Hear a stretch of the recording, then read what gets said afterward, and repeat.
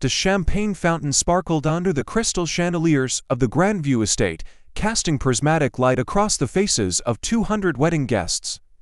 Marcus Chen straightened his bow tie for the third time in as many minutes, his fingers trembling slightly as he watched his bride-to-be, Elena Winters, glide through the crowd like moonlight on water. Her ivory gown whispered against the marble floor, and when she turned to smile at him from across the room, his heart performed the same gymnastic routine it had been doing since the day they met 18 months ago. Everything was perfect, too perfect, perhaps, though Marcus immediately chastised himself for the thought. After years of failed relationships and lonely nights in his downtown apartment, he'd finally found her, the woman who laughed at his terrible jokes, who fell asleep on his shoulder during movies, who made him believe in the kind of love his grandmother had always sworn existed. "You look like you're about to pass out," his best man, James, murmured beside him, clapping a hand on his shoulder. "Brief. Man, this is the good part." Marcus forced a laugh, but couldn't shake the peculiar sensation crawling up his spine. Elena had been unusually quiet this morning, her normally warm hazel eyes shadowed with something he couldn't quite name. When he'd asked if she was okay, she'd kissed him fiercely and whisper, "I love you. Whatever happens, remember that I love you." The words had seemed romantic at the time. Now, as the catering staff began wheeling out the first course, they felt almost like a warning. The guests settled into their seats, the murmur of conversation rising and falling like waves. Marcus found himself at the head table, Elena's hand cool in his own. Her fingers gripped his with unexpected intensity, and when he glanced at her, he saw her staring at the approaching servers with an expression that could only be described as dread. "Elena," he whispered, "what's wrong?" She turned to him, and for just a moment, he saw fear naked in her eyes, raw and ancient and utterly foreign to the confident woman he thought he knew. "Marcus, I need to tell you something. Before they serve the food, I need to. Ladies and gentlemen." The wedding coordinator's voice rang out across the ballroom, bright and oblivious. "Please welcome our bride and groom for the first course." The applause was thunderous. Elena's grip on Marcus's hand became almost painful, her knuckles white against his skin. The servers approached their table first, as tradition dictated, carrying silver-domed platters that gleamed under the lights. "Wait," Elena breathed, but the word was lost in the celebration. The server lifted the dome with a flourish. For a heartbeat, everything was normal. Marcus saw the beautifully arranged salad, the edible flowers scattered artfully across fresh greens, the delicate vinaigrette glistening like morning dew. Then the lettuce moved, not the way salad might shift when jostled. This was purposeful, alive. Marcus blinked, certain his nerves were playing tricks on him. But the movement continued, and the green began to darken, to segment, to sprout legs that were thin and jointed and utterly, horrifyingly wrong. Someone screamed. The transformation spread like wildfire across the plate. The lettuce curled into dark, chitinous shells. The tomatoes burst and reformed, their red flesh hardening into brown carapaces.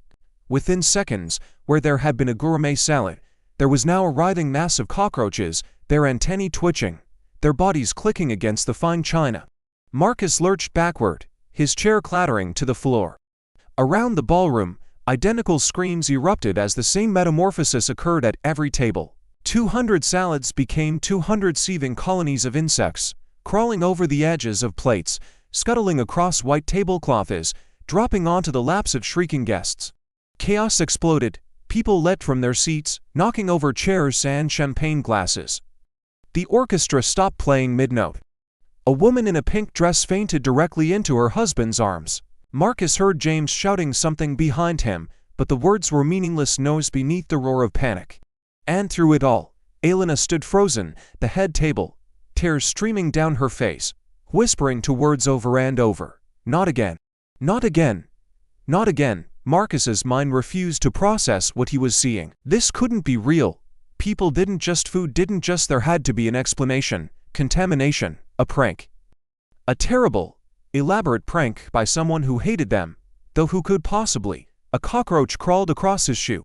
The sight of it real, undeniable, its legs making tiny scratching sounds against the leather shattered something in him. He looked up at Elena, at the woman he'd promised to spend his life with, and saw a stranger.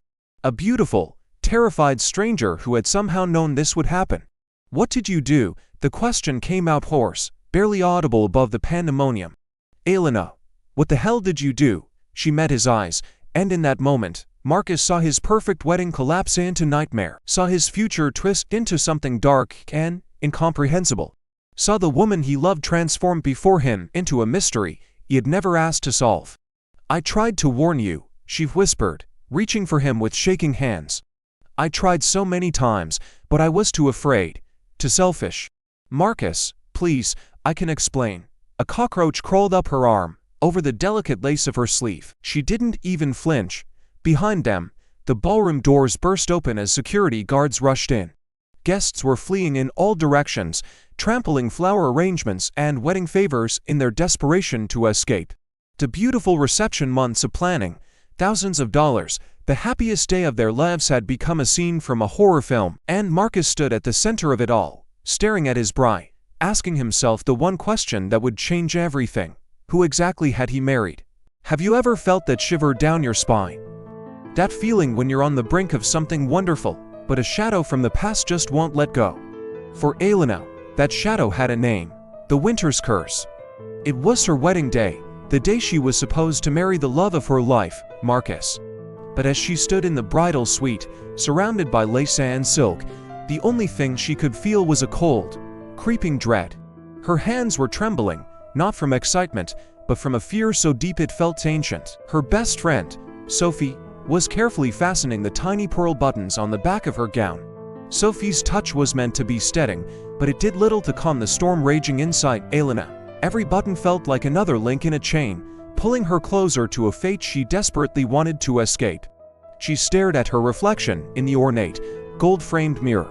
The woman looking back at her was a bride, yes, but her eyes held a story much older than her love for Marcus. They held the weight of generations, the echo of whispers and warnings that had plagued the women in her family for as long as anyone could remember. Sophie, ever the optimist, just saw a beautiful bride. "You look absolutely breathtaking, Elle," she whispered, her voice filled with genuine awe. "Marcus is going to lose his mind when he sees you." Elena tried to force a smile, but it felt brittle, like it could shatter at any moment. The dress was a dream, a cascade of white that was supposed to symbolize new beginnings. But for Elena, it felt more like a shroud, preparing her for a tragedy she was certain would unfold. Her mind drifted back to the day she met Marcus. It was one of those impossibly rainy autumn afternoons, the kind where the whole city seems to be hiding indoors.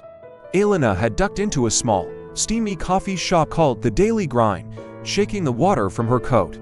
And there he was, sitting by the window, a book in his hand, a gentle smile playing on his lips as he watched the rain fall. Their eyes met across the crowded room, and in that instant, it felt like the entire world had just faded away, leaving only the two of them. He had this incredible warmth about him, a quiet strength that was both comforting and intriguing. He wasn't loud or boisterous, he was just Marcus. He offered her his table, and they started talking. The conversation flowed so easily, so naturally, it was as if they had known each other for years. Their romance was a whirlwind, a beautiful, dizzying blur of shared laughter and quiet moments. He introduced her to his love of old black and white films. She taught him how to bake her grandmother's famous apple pie. They went on long walks in the park, his hand always finding hers, his thumb gently stroking her knuckles. He was patient, he was kind, he listened, truly listened, when she spoke. He remembered the little things. Her favorite flower was a daisy, she hated olives, and she always sang off-key in the car. Marcus was everything she had never dared to hope for. He was her safe harbor, her calm in the storm of her own anxieties. With him, the whispers of the family curse seemed to fade into the background, becoming nothing more than old ghost stories. He made her believe that a happy ending was possible, that she could break the cycle. That as the wedding day drew closer, the whispers grew louder, more insistent. They came from the darkest corners of her mind, and more pointedly, from her Aunt Margaret. Margaret was the keeper of the family's secrets, the matriarch who had seen the curse play out with her own eyes.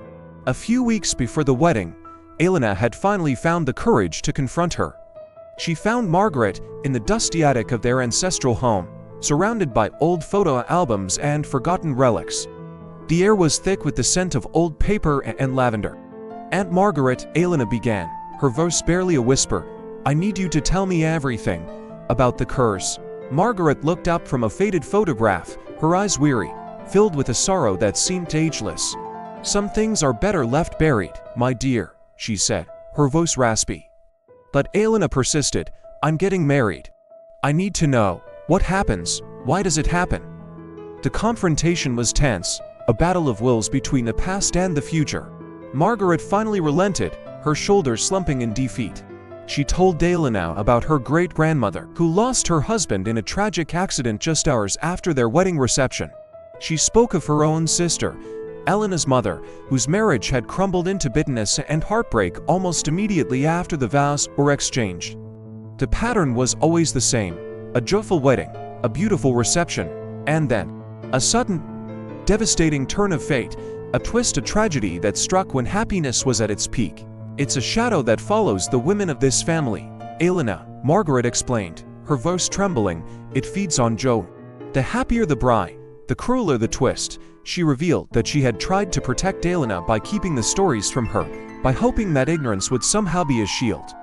But the truth was out now, a venomous poison seeping into Elena's heart. "Why didn't you tell me sooner?" Elena cried, a mix of anger and despair choking her. "Because I didn't want this for you," Margaret confessed, tears welling in her eyes. "I saw how happy you were with Marcus, and I prayed the curse would skip a generation." The revelation didn't bring clarity. It brought terror. The secrets Aunt Margaret had kept weren't a protection. They were a confirmation of Elena's deepest fears. The curse was real, and now, here she was. The music was starting.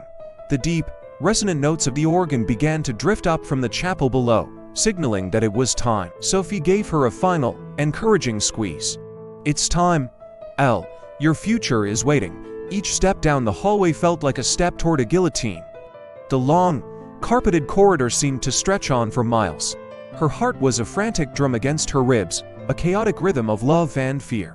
The faces of her ancestors flashed in her mind's eye, their wedding portraits, their bright smiles that came just before the darkness fell.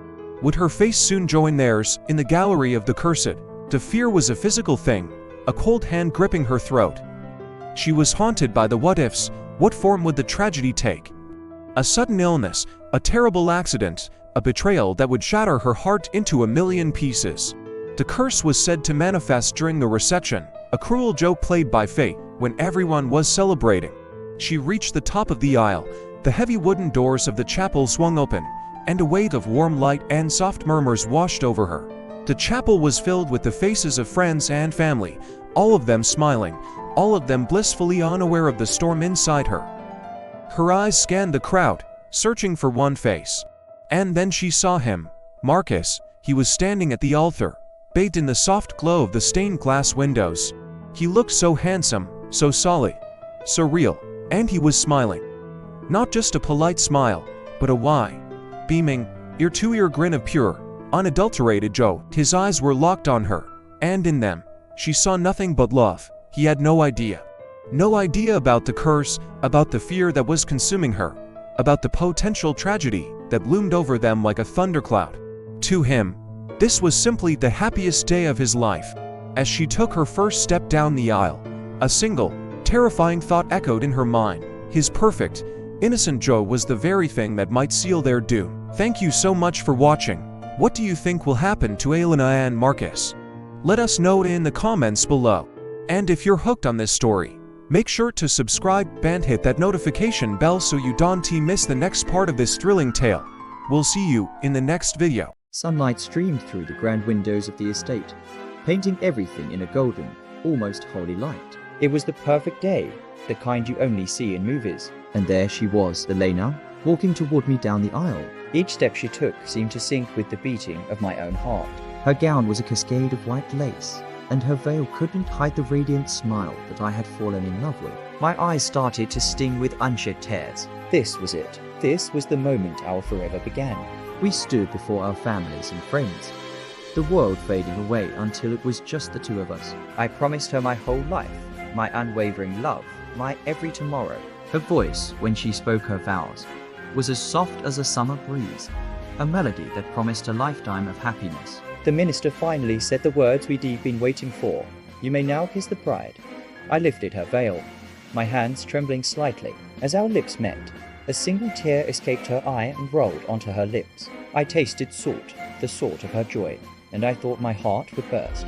It was the most perfect kiss of my life, a perfect start to our perfect marriage. Or so I thought. The transition from serene ceremony to chaotic reception was jarring, like a beautiful dream turning into a waking nightmare.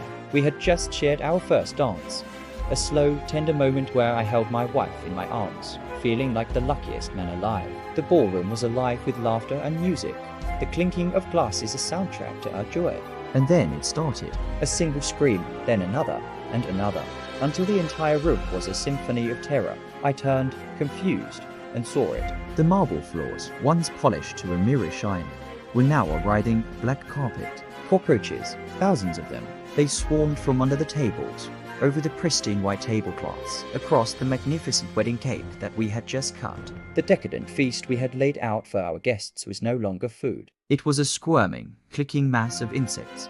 Guests were scrambling, tripping over each other in their haste to escape the ballroom. Chairs were overturned, glasses shattered, and the air was thick with the stench of panic. I looked for Elena, my heart pounding in my chest, and I found her, standing perfectly still in the very center of the chaos. She wasn't screaming, she wasn't running, she was just watching. Her beautiful wedding gown was now surrounded by this tide of filth, but she seemed completely unfazed, a marble statue in a sea of horror. I rushed to her side, grabbing her arm. Elena, what is happening? We have to get out of here. My voice was hoarse with disbelief. I tried to pull her away, but she wouldn't budge.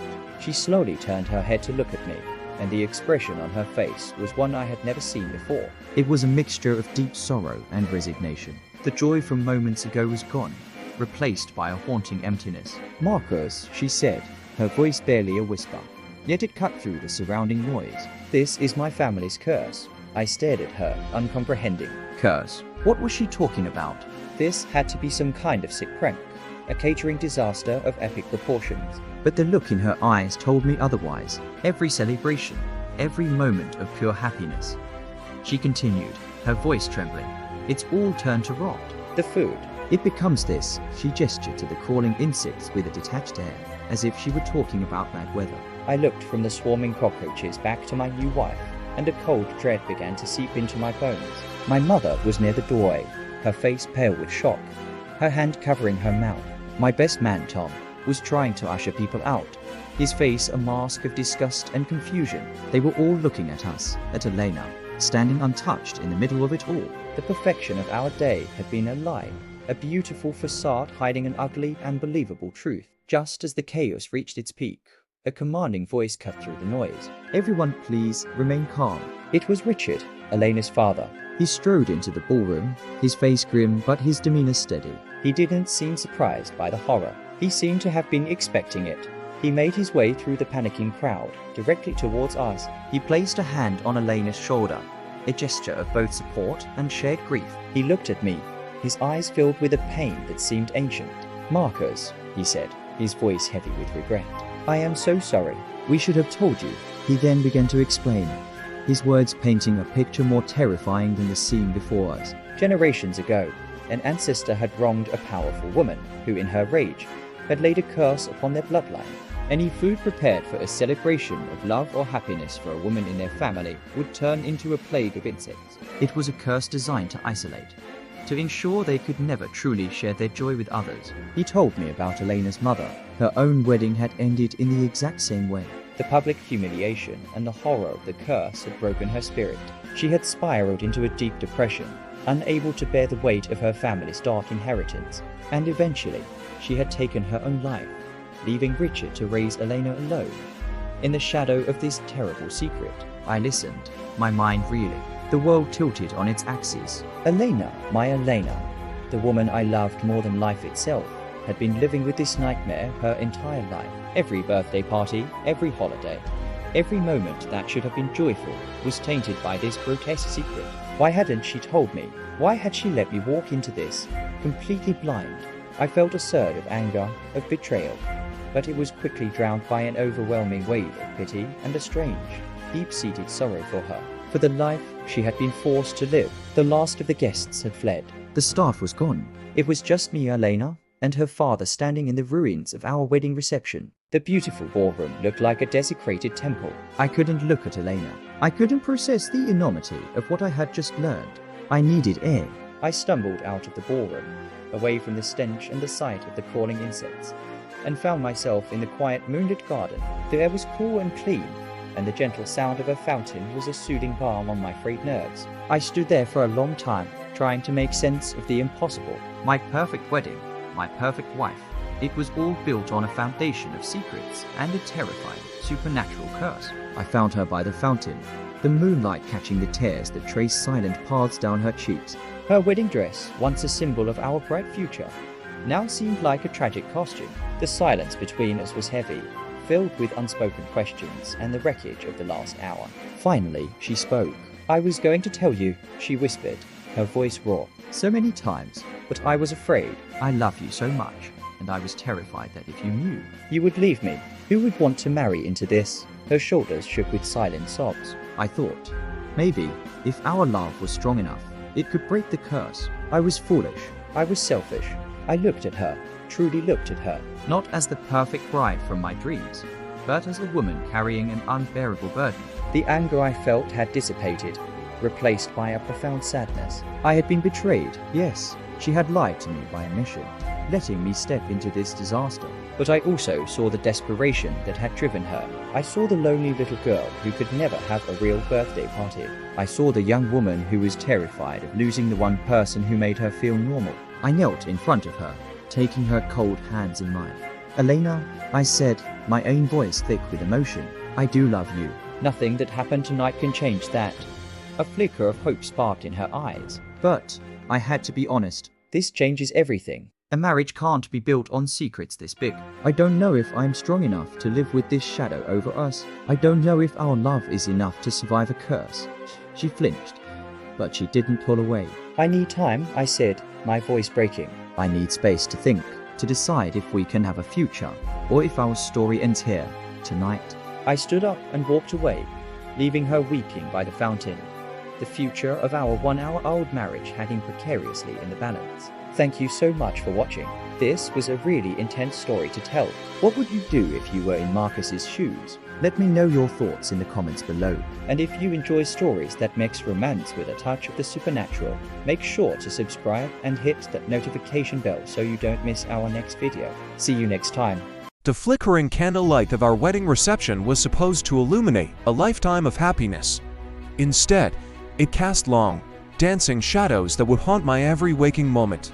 1 minute, I was holding Elena, my beautiful bride, the love of my life. The next, she was gone, vanished, not just from the room, but from the memories of everyone there.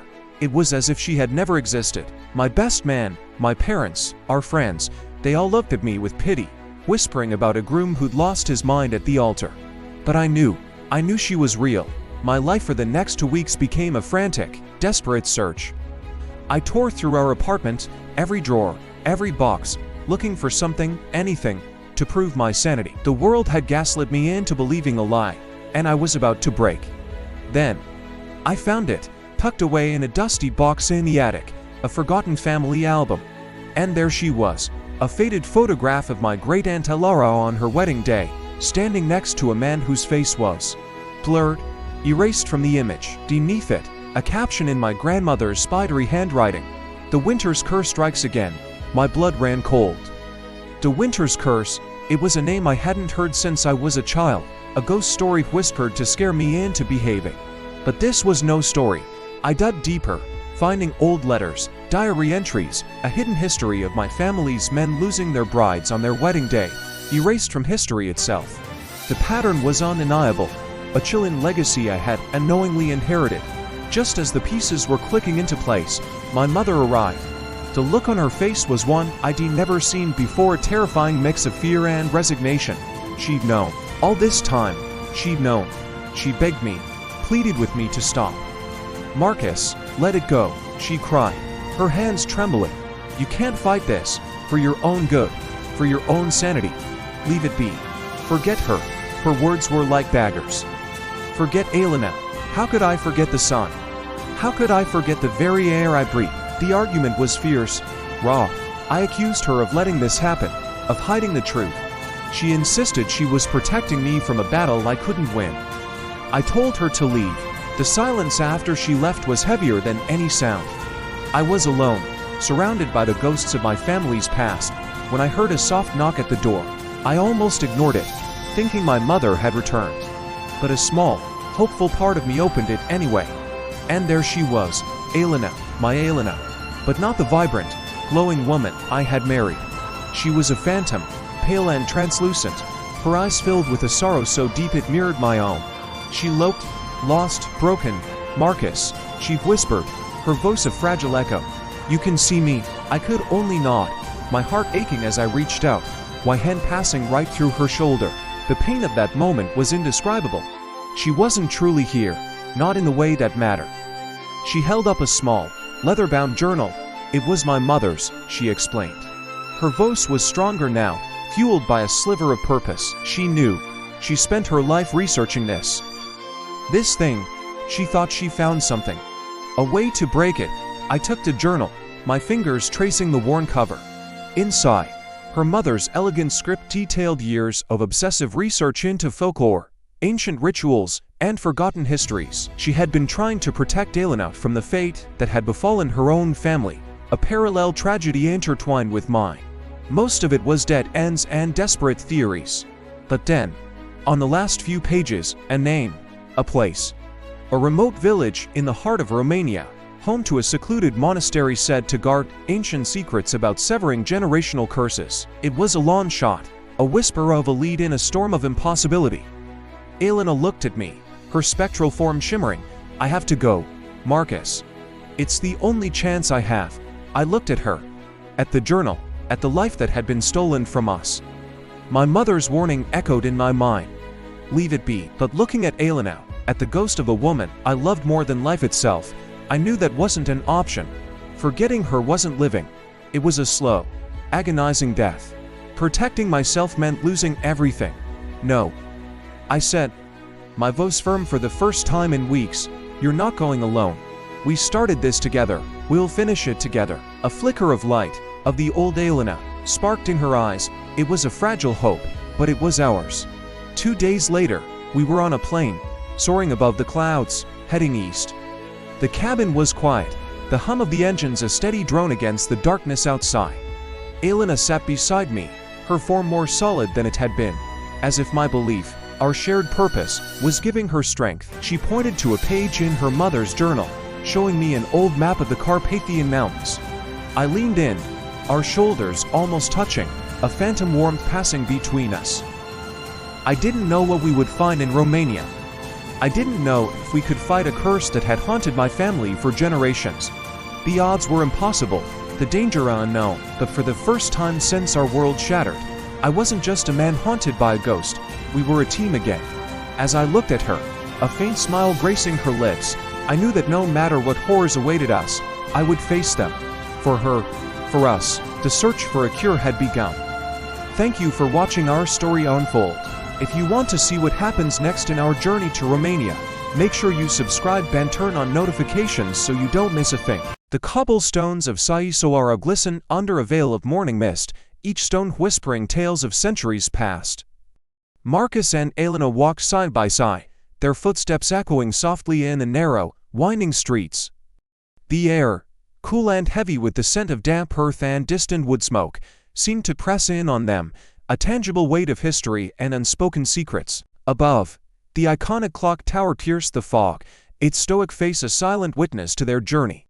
They were on their way to meet Doma Kazaku, a woman whose name was spoken only in hushed tones, a keeper of the old ways and forgotten lore. Hope and dread warred within Marcus's heart. He glanced at Elena, her profile serene against the backdrop of medieval architecture, her presence a beacon of warmth in the chilly air. He had to believe this meeting would bring answers, not just another dead end in their desperate search for a cure.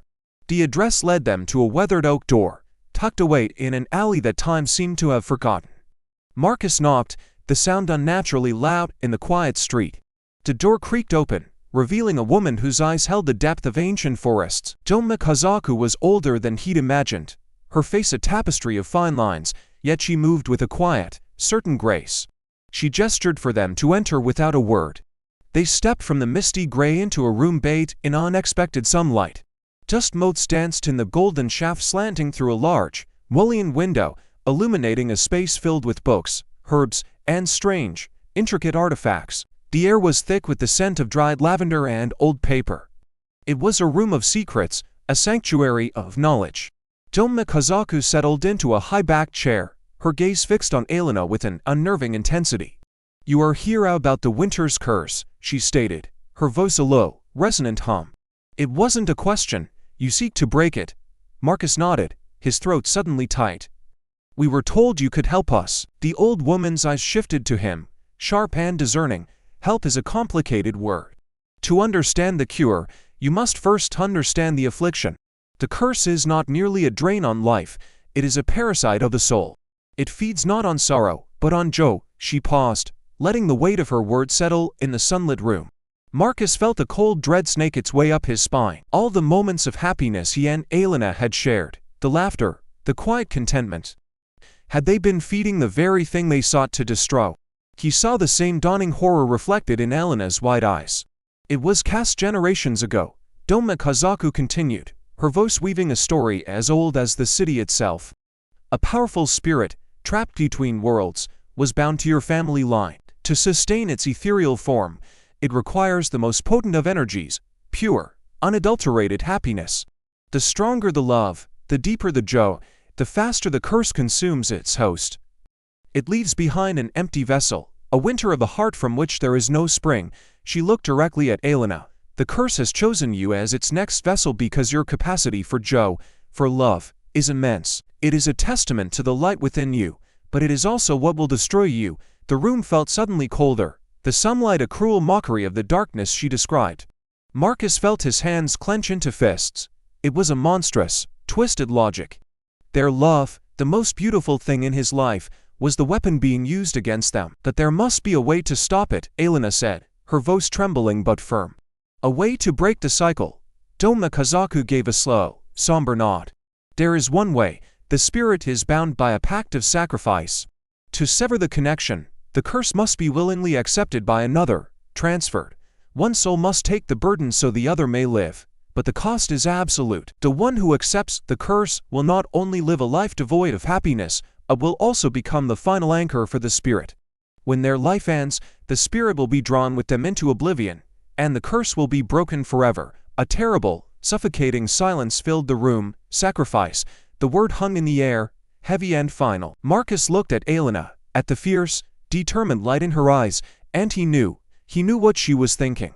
He saw the resolve forming on her face, the willingness to give up her own future for the sake of her family line, for his sake. A wave of nausea washed over him. He could not, would not, let that happen. He wouldn't let her become a martyr. The thought of a world with Elena in it, but without her laughter, without the radiant joy that defined her, was a hell he couldn't imagine. And a world without her at all, unthinkable. Domna Kazaku seemed to read his thoughts. The transfer requires a ritual, a binding of wills. The one who gives and the one who receives must both be present. "That the intent," she added, her gaze lingering on Marcus, "the true intent in the heart, is what guides the magic. The spirit is drawn to the strongest conviction." Marcus's mind raced. He saw a path, a terrible, secret path forward. He would let Elena believe they were preparing for her sacrifice. He would go through the motions, stand by her side, and let her think she was in control of her destiny. But in the final moment of the ritual, when the magic was at its peak, he would betray her. He would pour all of his love, all of his will, all of his desperation into a single, silent plea. He would offer himself in her place. He would hijack the sacrifice. The curse would take him, his joy, his future. It would be a life of perpetual winter, an existence of gray emptiness, but Elena would be free.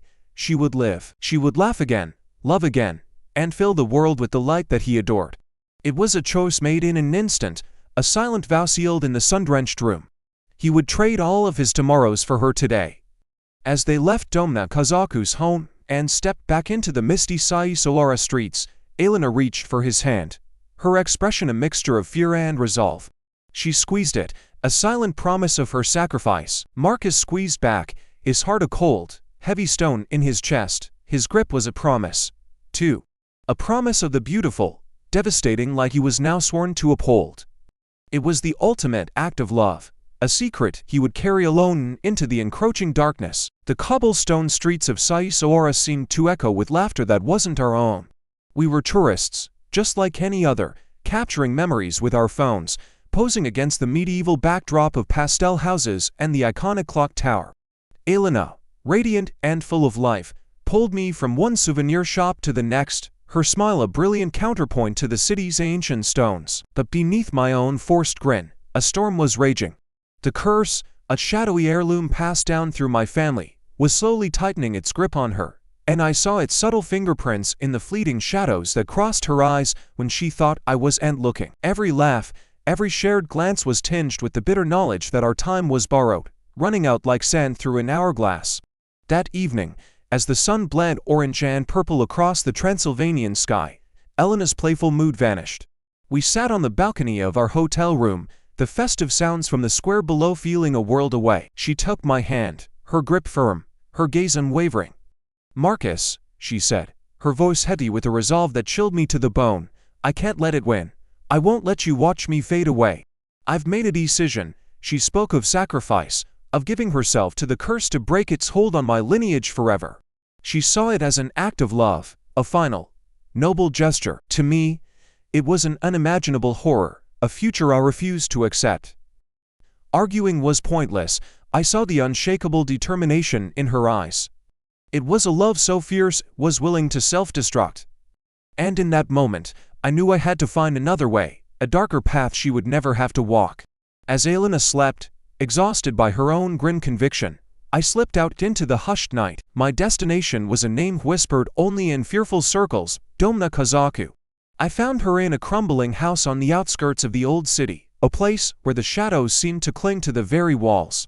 She was ancient, her eyes holding the wisdom and weariness of 1,000 lifetimes. She listened without interruption as I poured out my desperate plea, the words tumbling out in a torrent of fear and love. I told her about Elena, about the curse, about my refusal to let her be the price for my freedom. When I finished, the old woman simply nodded, a flicker of something pity, perhaps in her gaze. She told me of a ritual, an ancient and dangerous rite of transference. It required a willing heart and a soul strong enough to bear the weight of generations of darkness. The price, she warned, was not just pain, but the hollowing out of everything that made me who I was. There was no hesitation. "I'll do it," I said, the words tasting like ash in my mouth. Following her cryptic instructions, I drove into the heart of an ancient forest, a place untouched by time, where the trees stood like skeletal sentinels under the cold light of a full moon. The air was thick, heavy with the scent of damp earth and decay.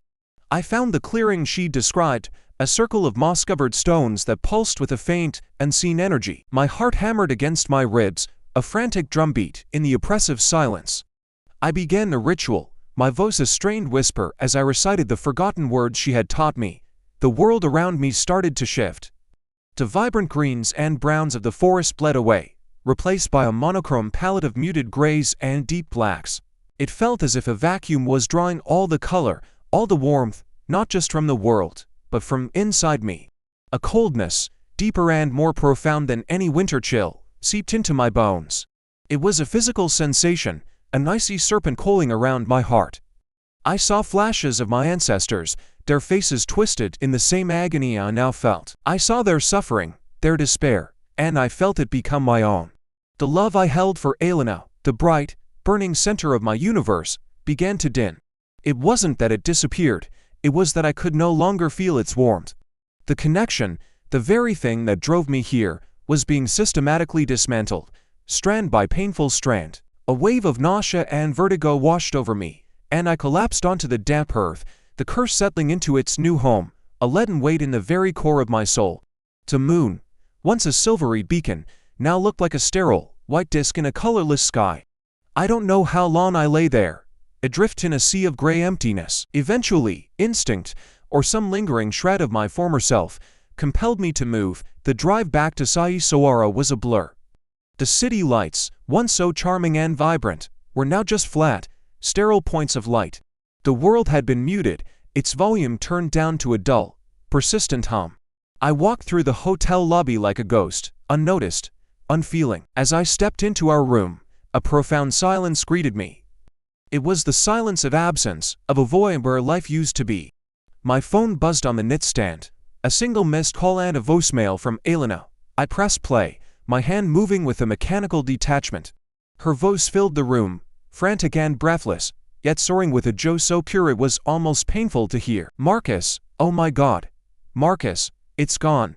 I woke up and I could feel it, it's just gone. The weight, the shadow, everything. I feel light, I feel free. For the first time in so long, I feel like myself again. Where are you? We have to celebrate. Our life, our real life, can finally begin.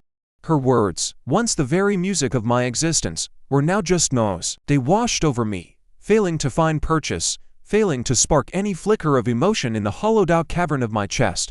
I looked at my reflection in the dark window. A stranger stared back, his eyes empty, reflecting a world devoid of color. She was free, and I was lost. The curse was no longer a shadow following my family. It was me, and I was utterly, completely alone. Thanks for watching. If this story moved you, please like and subscribe for more tales from the shadows. Elena was waiting in the hotel lobby, and Marcus returned. She launched herself at him, grabbing his arms, her eyes wild with a mixture of hope and terror. Where were you? I woke up at 3 a.m. and it was just gone. The pressure, the constant awareness of the curse, it vanished like it never existed. She was searching his face desperately. Marcus, what did you do? Nothing, he lied, his voice flat. Maybe the curse just ran its course. 200 years, it's a long time. She stepped back, studying him.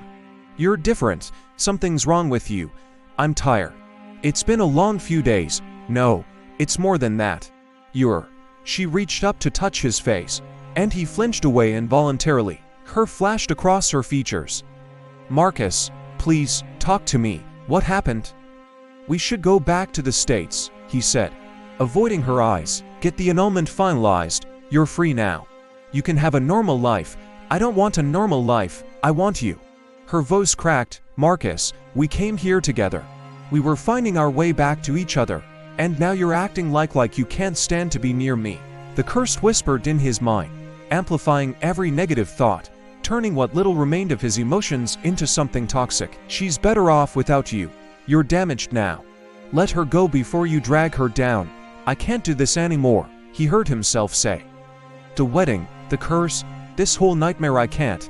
I need out. Elena's face went white. You don't mean that. I do.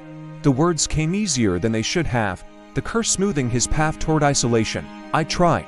Elena, I really did, but I can't build a life with someone who lied to me, who dragged me into this insanity. The curse might be gone, but the damage isn't. Marcus. She was crying now, reaching for him. Please, don't do this. We can work through it. The curse is gone. We can have everything we wanted. I don't want it anymore. Each word was a knife in his own chest, but the curse dulled the pain, made cruelty seem like kindness. I want a divorce, Elena. I want my life back. He walked away, leaving her standing in the lobby, and every step felt like dying. The curse purred approval, satisfied to have him isolated, exactly where it wanted him. In his room, Marcus collapsed on the bed, his phone buzzing with texts from Elena. He ignored them, staring at the ceiling, trying to remember what happiness felt like. The curse had settled deep now, a parasite in his soul, and he understood with horrible clarity what he'd done. He'd saved Elena by damning himself, and now, to keep her saved, he had to drive her away completely. Because if she stayed, if she tried to help him, the curse would corrupt that too. It would turn their love into something twisted and painful, would use her compassion to torture them both. Better to be alone, better to let her think he was just another man who'd abandoned her, than to let her know the truth and watch her try to fix something that couldn't be fixed.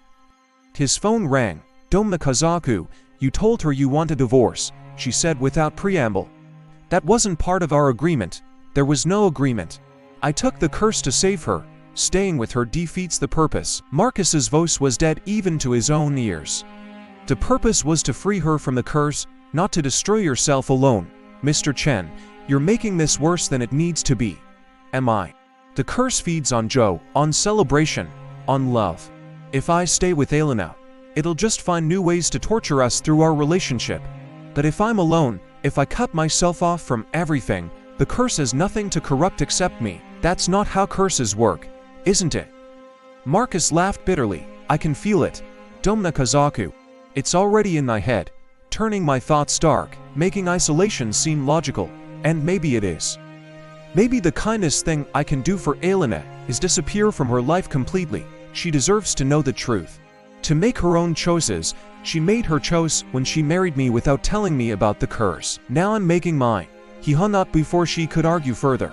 That evening, Marcus booked a flight home alone. He texted Elena, leaving tomorrow morning. Papers will be sent to your aunt's address. Don't contact me again. He didn't sleep.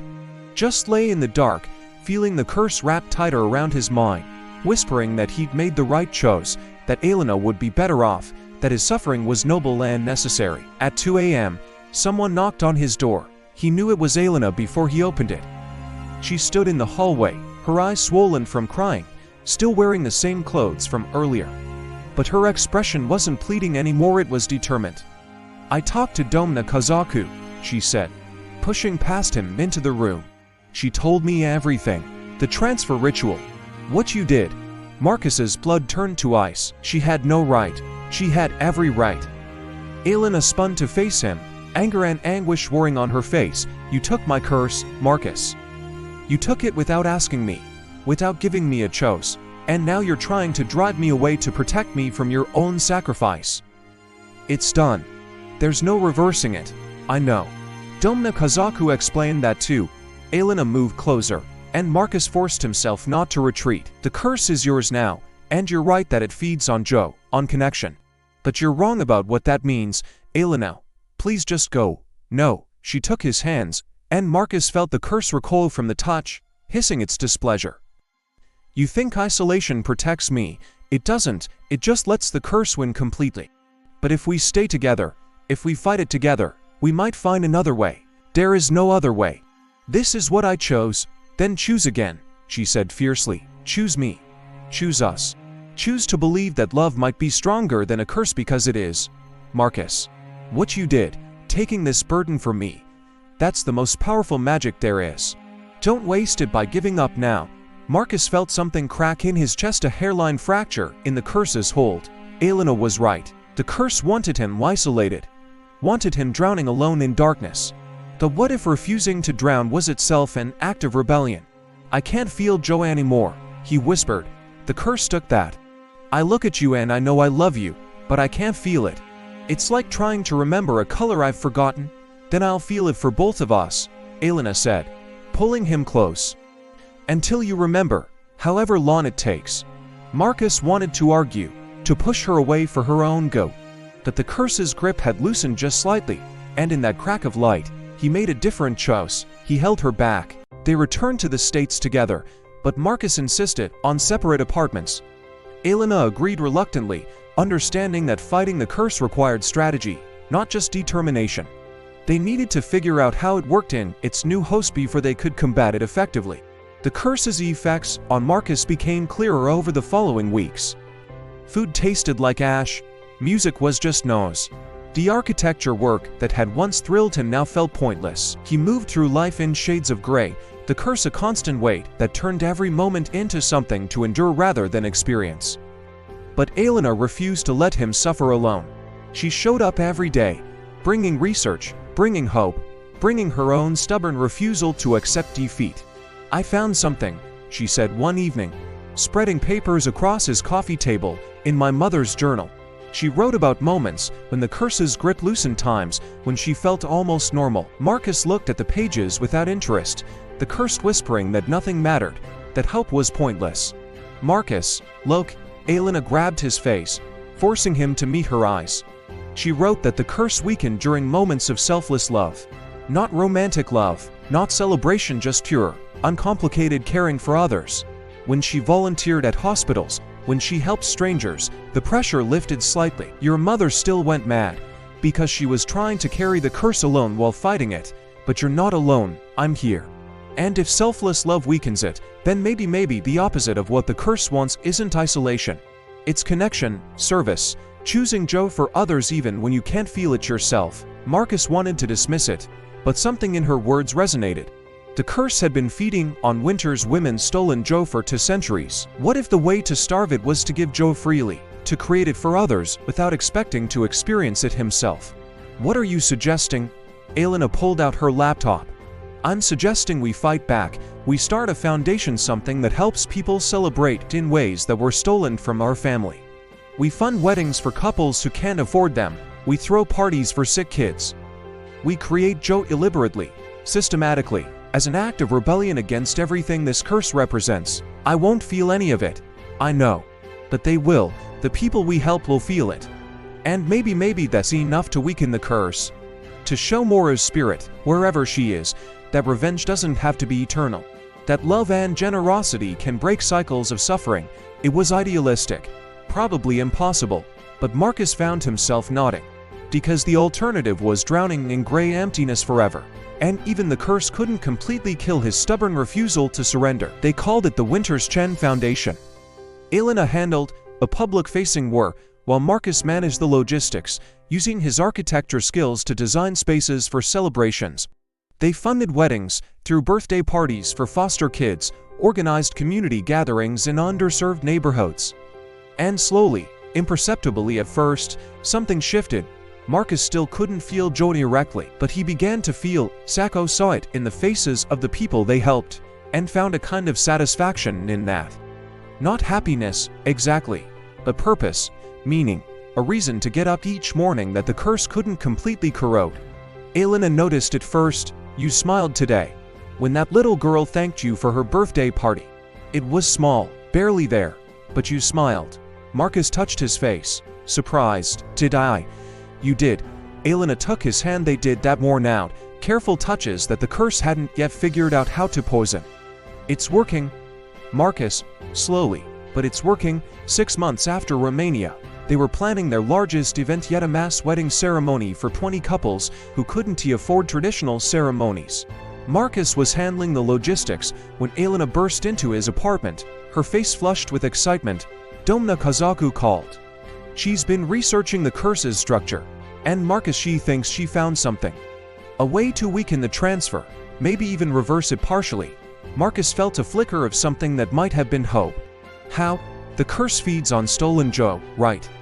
But what we've been doing, creating Joe for others, it's been starving the curse instead of feeding it. Domna Kazaku says if we can create a moment of truly selfless celebration, where the Joe is completely freely given with no expectation of return, it might shock the curse's structure. Disrupt its pattern enough that it loses grip. The mass wedding, Marcus said slowly. That's what you're thinking. Elena nodded. 20 couples, celebrating love despite obstacles. And us, making it possible not for recognition or thanks, but just because we can. Because we choose to create Joe even though you can't feel it. That's the opposite of everything Mora's curse represents. It might not work. It might not. Elena agreed. But it's worth trying, because Marcus, I want my husband back. I want you to remember what happiness feels like.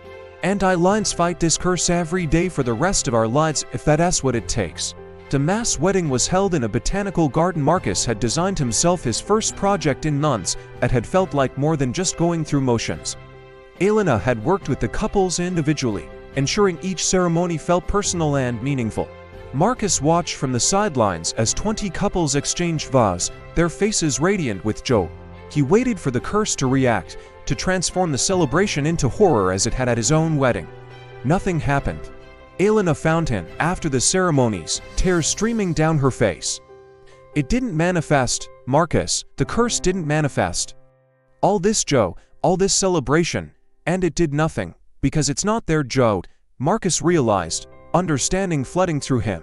The curse isn't about joy in general. It's about Joe stolen, about revenge and betrayal. These couples, their Joe isn't stolen from anyone. It's freely given, freely shared. The curse has no claim on it. And in that moment, standing in the garden surrounded by celebration, Marcus felt something crack wide open in his chest. The curse's grip loosened, not breaking completely, but weakening, and through the gap rushed sensation like water breaking through a dam. He felt the warmth of the sun, heard the music as something beautiful rather than just noise. saw Elena's face and actually felt the love that had been theoretical knowledge for months.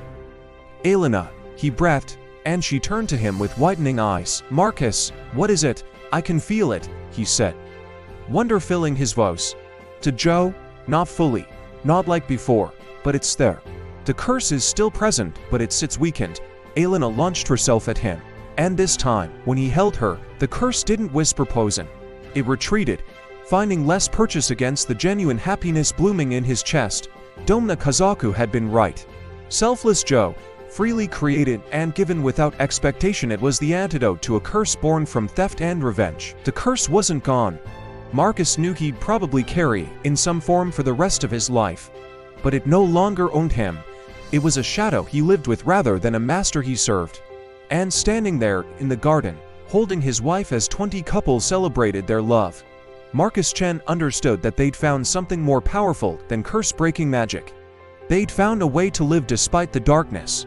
And sometimes, that was the same as winning. 1 year after the mass wedding, Marcus and Elena stood in the same botanical garden, renewing the vows that had been interrupted by nightmare. This time, there were no cockroaches, no horror. Just 50 of their closest friends and family, celebrating a marriage that had survived the impossible. Marcus Chen, he said, his voice steady. "Take you, Elena Winters Chen, to be my wife, again, still, always. I promise to fight any darkness that threatens us, to create joy even when I can't feel it, to choose love over fear. Every single day, Elena Winters Chen," she replied, tears streaming down her face. "Take you, Marcus Chen, to be my husband. I promise to be your light when shadows creep close, to never hide who I am, even the cursed parts. To build with you the life we both deserve, imperfect and beautiful and real."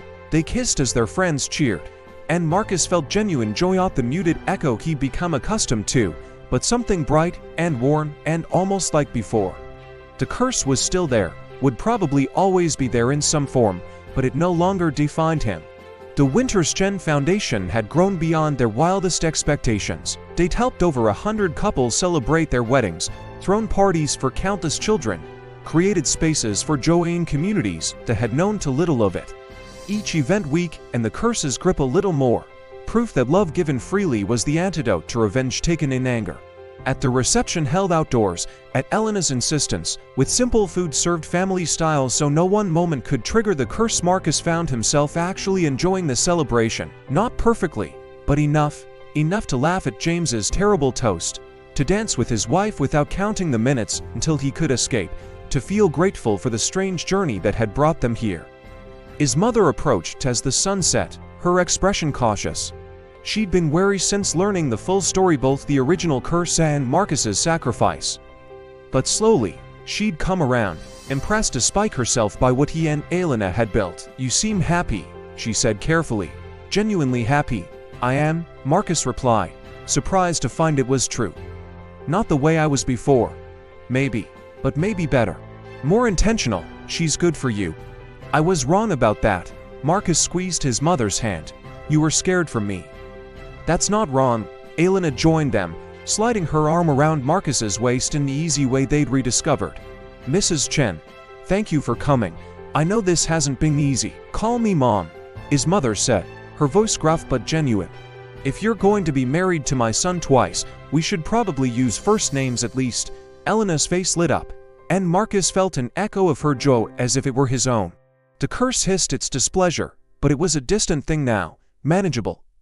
As the evening wound down, Marcus and Elena found themselves alone by the fountain where they'd first confronted the curse as truth. The water sparkled in the moonlight, and somewhere nearby, crickets sang their evening chorus. "I've been thinking," Elena said, leaning her head on his shoulder, "about children. Whether it's fair to even consider it, given everything." Marcus had wondered too. The curse was weakened but not gone. Would it affect their children? Could they risk bringing a life into this complicated legacy? Domna Kazaku says the curse's hold on the Winters bloodline is broken, he said carefully. That transferring it to me severed that connection. Any children you have shouldn't inherit it, but they'd have you as a father. Someone living with the curse's effects. They'd have me as a father who knows how to fight darkness, Marcus corrected. Who can teach them that joy is a choice you make, not a feeling you wait for. Who understands that curses can be survived if you refuse to face them alone? Elena lifted her head, meeting his eyes. Is that a yes? You want children, even knowing it won't be easy. Marcus thought about the little girl who'd thanked him for her birthday party, the way her joke had pierced through the curse's grey fog. Thought about teaching his own children to create happiness deliberately, to fight shadows with stubborn light. Yes, he said, I want children. I want the messy, complicated, beautiful life we were supposed to have before the curse interrupted. Not despite the darkness, but because of it. Because we know what we're fighting for now. Elena kissed him, soft and sweet, and Marcus tasted salt from her happy tears. I love you. I'm sorry I ever doubted that love could be enough. Love isn't enough by itself, Marcus said honestly. We needed courage too, and stubbornness, and a Bulgarian woman with weird knowledge of curse mechanics. But yeah, love is definitely part of it. They laughed together, and the sound echoed across the garden, defiant and joyful and free. 3 years later, Marcus sat in the nursery he designed himself, holding his daughter, while Elena finished putting their son to bed next door. The curse was still present. Some mornings were harder than others, gray days when Joe felt theoretical, but he'd learned to work with it rather than against it. His daughter, Sophie, named for Elena's best friend and maid of honor, looked up at him with curious eyes. At 18 months, she was just beginning to form words, to understand the world around her. "Dada," she said, patting his face with tiny hands. Marcus felt the familiar warmth that had slowly, painstakingly returned over the years. Not the uncomplicated Joe he'd known before the curse, but something harder won and more precious for it. "That's right," he said softly. "Dada's got you." Always. Elena appeared in the doorway, their son David asleep on her shoulder. She smiled at the sight of them, and Marcus saw in her expression everything they'd fought for: normalcy hard won, happiness deliberately chosen, love that had survived the impossible. The curse would probably never fully release him, but they'd learn to live around it, through it, despite it. They'd turned stolen joy into freely given celebration, transformed a legacy of revenge into a foundation of hope. And on the nights when darkness crept close, when the curse's weight felt unbearable, Marcus would look at his family, at the wife who'd learned to carry light for both of them, at the children who'd ever know what it meant to inherit a curse, and remember that some battles weren't about winning completely. They were about refusing to surrender, about choosing love and joy and connection, even when a curse whispered that isolation was safer. They were about building happiness brick by stubborn brick, until you'd constructed something the darkness couldn't quite destroy. Outside, the city lights twinkled against the night sky. Somewhere in Romania, Domna Kazaku received their annual update and smiled. And somewhere in the space between life and death, Mora's restless spirit finally began to find peace, not because the curse had been broken, but because two people had proven that revenge didn't have to be eternal. That love, in all its messy, complicated, beautiful forms, could transform even the darkest inheritance into something bearable, and sometimes that was enough.